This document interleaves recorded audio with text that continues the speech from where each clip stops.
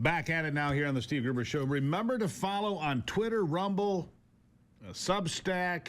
Go to the YouTube channel. Follow us everywhere. Slap that like button. And listen, on Twitter, we're growing remarkably. Also on Facebook. So join the movement of truth and honesty, because that's why CNN and MSNBC are falling apart. They decided to lie to their listeners and their viewers. We don't do that here. We tell you the truth. And when it comes to telling the truth, let's tell the truth about DEI and woke agendas, shall we? My next guest, Jonah Wendt, Advancing America's Freedoms, is the policy advisor there. Jonah, welcome back to the program. Good morning, Steve. Honored to be back. Glad to have you back. Look, true to his word, Donald Trump has moved at a blistering pace. Not even 3 weeks in now. The number of executive orders addressing campaign promises, and he's just checking off the list. Boom, boom, boom.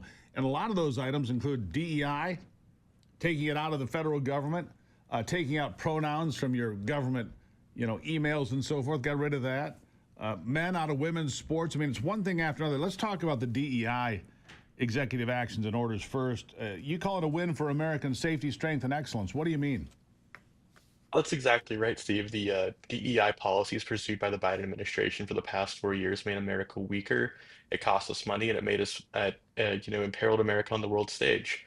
For 4 years, Americans and the federal government were basically told, look at, people's immutable characteristics, and that's how we can determine how we do things here. And President Trump, to his credit, came out very early in his second term and threw it all out. These weren't acts of Congress saying that this is the way the federal government works. These were supposedly President Biden, but we all know Biden wasn't really in charge of that White House, deciding all of a sudden this is how we're going to prioritize, the federal government is through DEI rather than merit.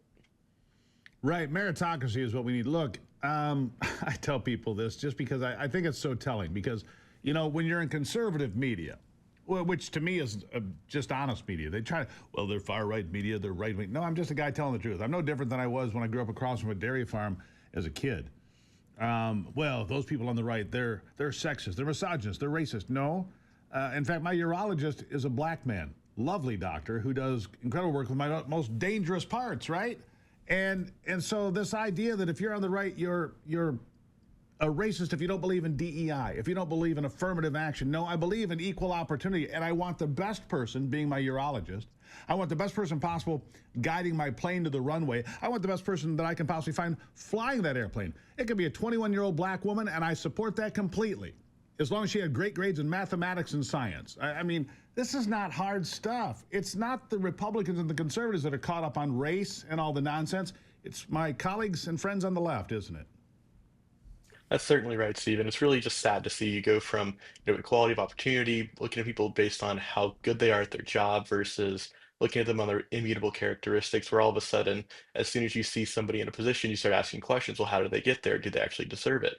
And so by getting rid of DEI, President Trump is putting merit back at the top to where the best people are getting the job. And that's the way it's supposed to be in America. The cream is supposed to rise, the best people possible. And you call it parasitic diversity, equity, and inclusion. Look, when you continue to lower standards, and that's what a lot of this, and look, this is not an insult to people of color or women or whatever, but they kept lowering standards so they could change the immutable makeup of a workforce, no matter whether it was in a government agency, in the military. Pick your poison. Lowering standards does not make America a better place. Lowering standards for police officers or military personnel does not make us safer. Lowering standards for pilots or air traffic controllers does not make us more efficient or safer. I mean, it's just absolutely, it's the pursuit of stupidity at a high rate of speed. And I'm so glad that he's done this, but he's got a lot of work to do still, doesn't he? Yeah, that's certainly right. And I think that once you start peeling back the DEI on its face, what you realize is there's a whole DEI cottage industry underneath it. There's people who have made millions and millions of dollars going around and giving $500,000 presentations to your teacher unions, to your police unions, to your federal agencies, where they sit there and they tell people based on their immutable characteristics, X, Y, and Z, these people are good, these people are bad, and they're dividing the workforce. They're pitting Americans against each other. We need to be positioning when we need to be more united than ever. So peel back the layer. DEI is a scam. People have made millions of dollars off of this. It's a cottage industry. Yeah. The whole thing is, Jonah, I think of people like Al Sharpton. They're just race hustlers. They are. They're race hustlers.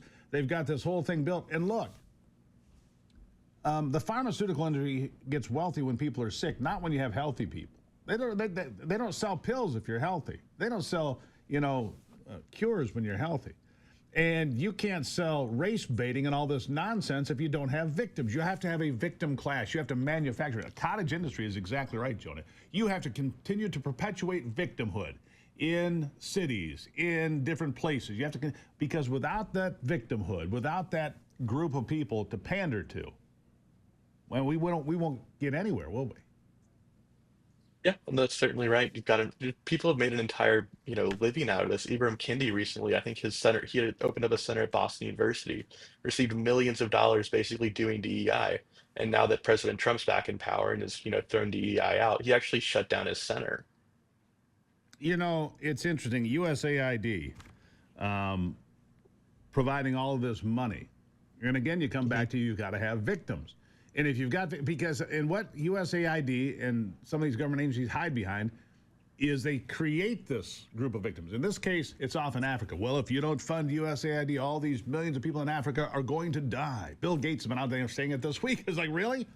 If we don't fund transgender musicals in Colombia, people in Africa are going to die. And I'm like, wait a second. And, you get whiplash from how stupid that is. But they throw this stuff at you so fast. People are like, well, I don't want people in Africa to die. We better stop it.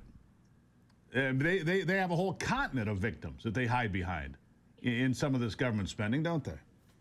Yeah, well, I push back on that, Steve. I think that the actual victims you're seeing here from USAID are government contractors and those living in Washington, D.C., making six figures off these grants that are supposedly going to help the most vulnerable people in the world. If you look at USAID spending, a lot of it's a boondoggle. My wife works, God bless her, works a lot of international aid. She goes on mission trips to Africa, and when when she talks to the locals, they tell her all these things like, "Oh yeah, USAID, they gave us trash cans." Okay, well, they don't have electricity, but at least they have trash cans. Or they'll force aggressors and victims to be in the same room to each other to apologize. That doesn't make anybody safer. These USAID started out of a very good premise. America should help the poorest around the world. Unfortunately, it's been taken over by the left to push left-wing political agendas across the world. There's USAID programs, promoting access to abortion in Africa, where a lot of the countries and a lot of the individuals there are very pro-life. You have a report came out of, I think, somewhere in South America discussing how if you wanted USAID money, you had to do wokeness and treat gender ideology in schools. So you have this thing that was supposed to be this tool of soft diplomacy for the United States across the world that's actually harming us because left-wing political actors decide to hijack it for their own personal, preferences. And That's that's right. actually making I us don't less think popular around the world. I don't think transgender identity initiatives work in the Middle East, do they? DEI initiatives in Serbia. I don't think those work. I mean, and these are millions of dollars. Sex change operations for Guatemalan children. I'm sorry. What the hell are we doing? It's been hijacked by left-wing nut jobs, not just activists, flat out nut jobs, right? Yeah. No, 100%. I believe that the American people have no problem spending a small amount of their tax dollars to go overseas to help the least of these among us. But when you're taking this money that's supposed to be going to the least of these among us and hijacking it for left-wing political causes, that's a problem. Yeah, there's no question. The money's being spent in places it does not belong. The money is being squandered in ways it should not be. Now, look, do we believe in fresh water and food on the table? Yeah, Americans will get on board for that. We always have. Every emergency in the world, tsunamis and earthquakes, we're always the first in line with our checkbooks and our people to help out. But we need to stop the madness. Joan, I'm going to give you the last word. Steve, just thank you for having me on, and I encourage all your listeners to check out Advancing American Freedom. You can find us on Twitter or X if you want to call it that, at American Freedom, or visit our website, advancingamericanfreedom.com. Thank you very much for having me on, Steve. Jonah, thank you very much for being here today. And I agree. Follow Advancing American Freedoms on X. On X, folks. You want to be there. And you follow me, too. And on Facebook and Twitter and YouTube and wherever else. Anthony gives me the list sometimes. Substack, don't forget that one. All right, we're going to take a break. Remember, you can always send me an email at stevegruber.com. Great website to check out as well. I'll take a break and be right back. It is The Steve Gruber Show.